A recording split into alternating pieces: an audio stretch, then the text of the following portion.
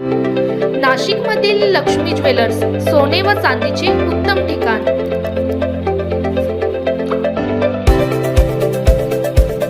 ताज्या बातम्या बघण्यासाठी स्टार लोकशक्ती न्यूज चॅनलला सबस्क्राइब करा आणि बेल आयकॉनला प्रेस करा।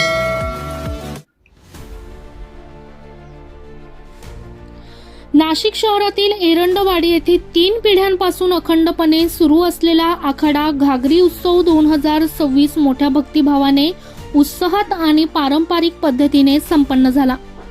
या उत्सवाला भाविकांनी मोठ्या संख्येने उपस्थित राहून धार्मिक वातावरणात सहभाग नोंदविला।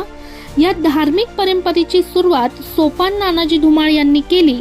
त्यानंतर त्यांचे सुपुत्र वयाच्या अवघ्या 13व्या वर्षी भक्ती मार्गात रुजू झाले आणि त्यांनी ही परंपरा श्रद्धेने पुढे चालवली। वयाच्या 49व्या वर्षी त्यांच्या निधनानंतर ही परंपरा खंडित होऊ न देता गुरुवर्य मनोज धुमाळ यांनी ती अखंडपणे सुरू ठेवली आहे। आमच्या 3 पिढ्यांपासून सुरू असलेली ही धार्मिक परंपरा भाविकांच्या सहकार्यामुळे आजही तेवढ्याच श्रद्धेने जपली जात आहे, असे गुरुवर्य मनोज धुमाळ यांनी सांगितले।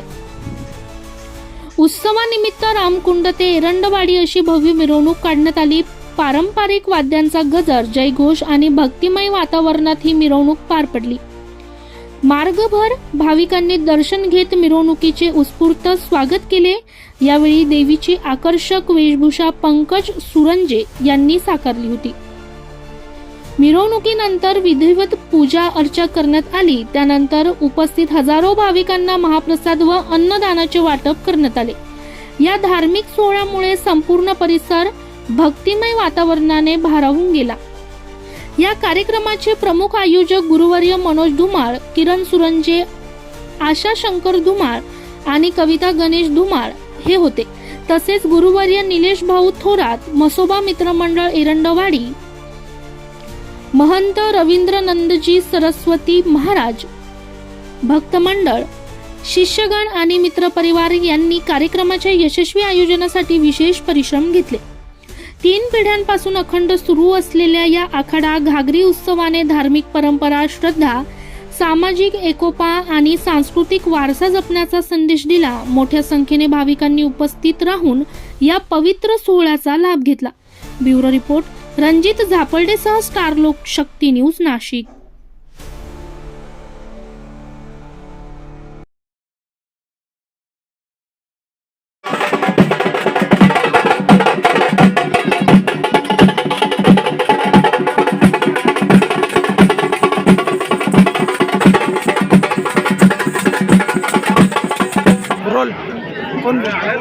जय माता दी। सालाबादप्रमाणे याही वर्षी आखाड घागरी उत्सव एक नव्या उत्सवाने आम्ही पार पाडत आहोत आणि ही परंपरा आमची 3 पिढ्यांपासून चालत आलेली आहे आणि याच्या पुढेही चालत राहणार। म्हणजे हा आदिमा जगदंबेचा महिना असतो, त्यामुळे देवीला घागरी भरून अभिषेक केला जातो आणि त्यात देवीचं सत्पन्न उतरले जातं, त्यामुळे आकारापर्यंत केले जाते।